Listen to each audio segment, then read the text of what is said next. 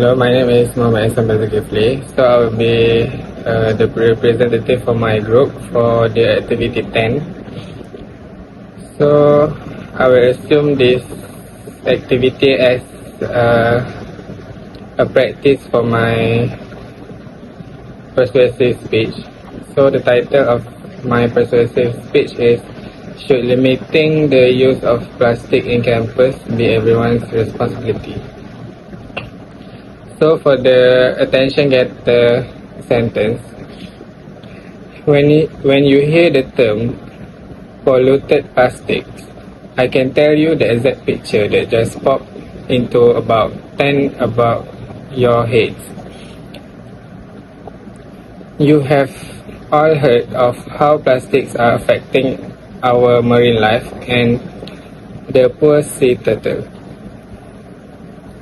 And then I will tie the audience with this sentence. We have had the idea that pollution is bad drilled into our brains since we were about 7. But this little sea turtle is not necessarily the problem.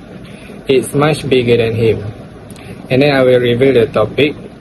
Plastics are leaving lasting effects on our ecosystems due to the improper disposal.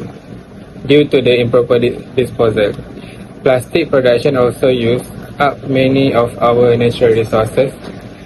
It is up to us to make a change in order to maintain sustainability. So, I will state the central idea. Today, I want to show you just how destructive these effects are, how big of a dent we are making in our natural resources, and what steps we should take next. And then the transition sentence, before I move on to the first main idea, I will begin by telling you about how plastics can affect the environmental and its negative impact. So I will move to the first main idea, which is the need or the problem statement. So let's say you want to throw away one plastic water bottle. Okay, no big deal, it's just one bottle, right?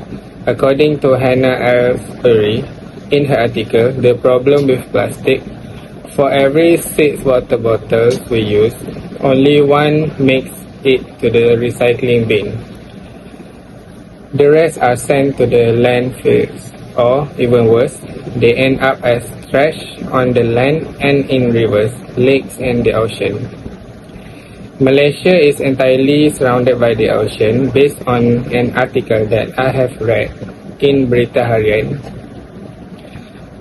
On average, Malaysians cumulatively produce 0.94 tons of unmanaged plastic waste per year. Now let's say that's about 1/4 of these plastics ends up in our beautiful ocean. That's about 0.24 tons of plastic just floating around outside of Malaysia in a year. And then according to the dictionary, the law of biomagnification states that pollutants increases its concentration in the tissues of organism as it travels up the food chain. Meaning here that the seafood lovers might have more pollutants in our bodies than we would imagine. The plastic found throughout the oceans is a result of improper disposal of our plastic. And then I will move on to the next part, which is satisfaction or the solution for the problem. I have 2 solutions here. The first solution is government or management should provide or at least encourage students to have at least one reusable water bottle. For example, in USA, the Office of Sustainability offers these water bottles to all students. They are made out of tin and are much more durable than any other kind of water bottle. These bottles were offered for free at their freshman convocation and continue to be offered to all students. Not to mention, Starbucks has an option to purchase a reusable cup, or we call it as tumbler. The second solution is to gazette or enact a law where the use of plastic is prohibited in the campus area. Main cafeteria has already enforced a plastic-free environment to dine. However, students are still able to purchase plastic containers from vending machines in education buildings and college. I believe that our campus should maintain the same standards they have set for the dining halls throughout this campus. The other cafe like Richie Amo and Vendor Cafe on campus should charge a small fee for each plastic cup used when ordering cold drinks. There is no reason plastic cups should still be sold on campus, and I propose a small fee should be charged for every purchase involving plastic. And then that's all for the solution. And then I will move on to the visualization, which is here I choose to state the positive impact if the use of plastic are reduced. So there are 3 positive impacts if the use of plastic can be reduced. The first one is reducing plastic pollution. There are many ways in which plastic can end up polluting the environment. For example, plastic that is not properly disposed of can end up in landfills or in the ocean, where it can cause harm to wildlife and ecosystem. By limiting the use of plastic, we can help reduce the amount of plastic that ends up in the environment. The second positive impact is conserving natural resources. The production of plastic requires the use of fossil fuels, such as oil and natural gas, which are non-renewable resources.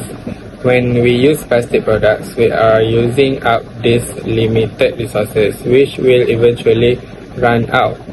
By limiting plastic use, we can help conserve these resources for future generations. The last positive impact is reducing greenhouse gas emissions. The production of plastic generates greenhouse gases such as carbon dioxide and methane, which contribute to climate change. By using less plastic, we can help reduce these emissions and combat climate change. And then the conclusion.